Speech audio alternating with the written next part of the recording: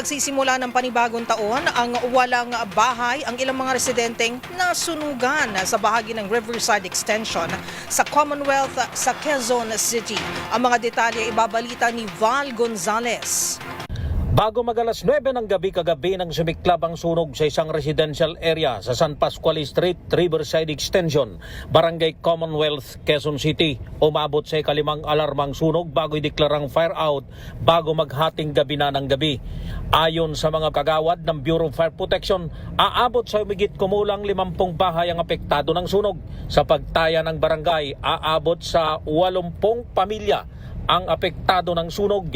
Nagpalipas naman ng gabi sa isang evacuation center ang mga apektadong pamilya.